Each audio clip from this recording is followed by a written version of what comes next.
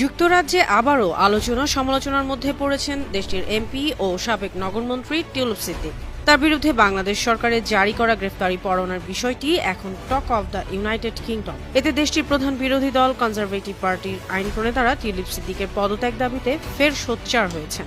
তবে নিজের বিরুদ্ধে গ্রেপ্তারি পরোয়ানাকে রাজনৈতিক উদ্দেশ্য প্রণোদিত অপবাদ ও প্রচারণা বলে মন্তব্য করেছেন ব্রিটেনের রাজনীতিতে বহুল আলোচিত সমালোচিত টিউলিপ সিদ্দিক। ক্ষমতার অপব্যবহার করে রাজুক থেকে ৩০ কাঠা প্লট গ্রহণের আলাদা ৩ মামলায় সাবেক প্রধানমন্ত্রী শেখ হাসিনা, তার বোন শেখ রেহানা, রেহানার ছেলে রাদওয়ান মুজিব সিদ্দিক ববি, মেয়ে টিউলিপ রিজওয়ানা সিদ্দিক, আজমিনা সিদ্দিক সহ ৫৩ জনের বিরুদ্ধে গ্রেফতারি পরোয়ানা জারি করেন আদালত।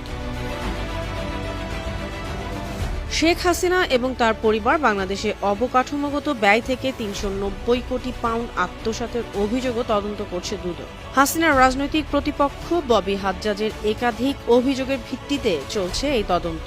তদন্তের অংশ হিসেবে গেল রোববার টিউলিপ সহ অন্যদের বিরুদ্ধে গ্রেপ্তারি পরোয়ানা জারি করেন ঢাকার মেট্রোপলিটন সিনিয়র স্পেশাল জজ জাকির হোসেন গালিব। দুর্নীতি দমন কমিশন দুদকের চার্জশিট আমলে নিয়ে এই পরোয়ানা জারি করেন বিচারক। রাজুকের পূর্বাচলের প্লট দুর্নীতির বিষয়ে ইতিমধ্যে বিজ্ঞ আদালতে চার্জশিট দাখিল করা হয়েছে।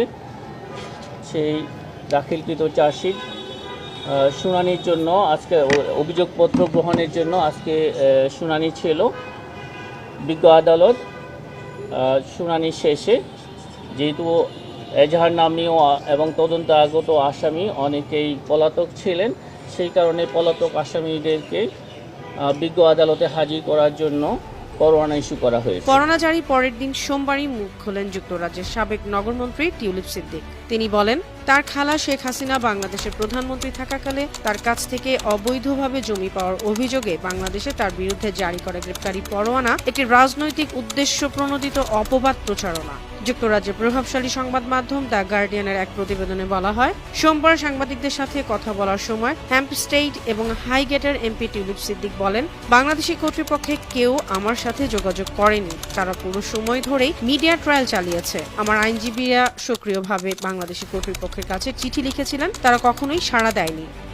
যুক্তরাজ্যের ক্ষমতাসীন লেবার পার্টির এই আইন প্রণেতা আরও বলেন, আমি নিশ্চিত আপনি বুঝতে পারবেন আমি কোনো মন্তব্য দিয়ে এই রাজনৈতিক উদ্দেশ্য প্রণোদিত অপবাদ প্রচারণাকে মর্যাদা দিতে পারি না। এটি সম্পূর্ণরূপে রাজনৈতিক উদ্দেশ্য প্রণোদিত অপবাদ প্রচারণা। এর মাধ্যমে আমাকে হয়রানির চেষ্টা করছে। আমি কোনো ভুল করেছি তার কোনো প্রমাণ নেই।